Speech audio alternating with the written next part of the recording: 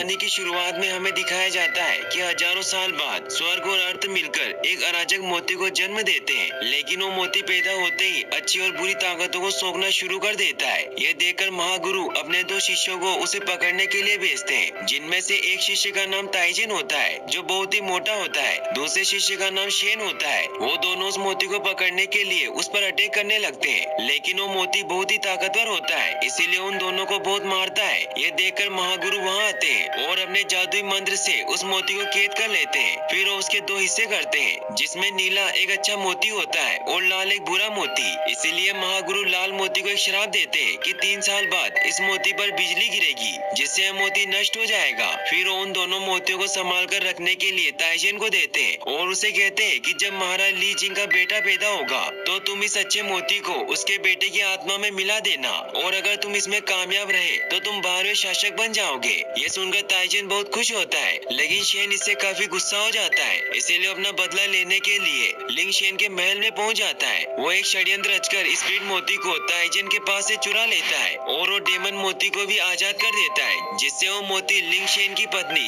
यिन की बॉडी में समा जाता है, जिससे महारानी एक शैतान बच्चे को जन्म देती है, जिसमें आग की बहुत ही खतरनाक पावर होती है, जो पैदा होते ही पूरे गाँव को तबाह करने लग जाता है। ये देखकर मास्टर ताइजन अपने पास से रिंग निकालते हैं और एक मंत्र बोलकर उसे नेजा को पहना देते हैं, जिससे नेजा की शक्तियाँ कम हो जाती है और उसे मारने लगते हैं। लेकिन तभी महारानी आकर नेजा को बचा लेती है और मास्टर ताइजन से कहती है कि मेरे बेटे को कुछ मत करो, क्योंकि एक माँ अपने बेटे को मरते हुए कैसे देख सकती थी। नेजा अपनी माँ को बाइट करता है, लेकिन यिन उसे प्यार से कहती है कि डरो मत, मैं तुम्हारी माँ हूँ और मैं तुम्हारा ख्याल रखूंगी, जिससे उस शैतान बच्चे का दिल भी पिघल जाता है। तभी वहाँ गाँव वाले महाराज से कहते हैं कि इस बाल दानव का जिंदा रहना हमारे लिए अच्छा साबित नहीं होगा, क्योंकि मनुष्य और दानव एक साथ नहीं रह सकते, इसीलिए आप हमारी सुरक्षा के बारे में सोचिए। तो महाराज उन्हें कहते हैं कि इसमें इस बच्चे की कोई गलती नहीं है, वो तो खुद बदकिस्मती का शिकार है, इसीलिए हम इस बच्चे को नहीं खोना चाहते, और मैं इस बात का ध्यान रखूंगा कि नेजा किसी को हानि न पहुंचाए, और अगर वो किसी का नुकसान करता है तो मैं उसकी भरपाई करूंगा। तो मास्टर ताइजन कहते हैं कि अगर हम उसे जिंदा भी छोड़ देते हैं तो भी वो 3 साल बाद मर जाएगा,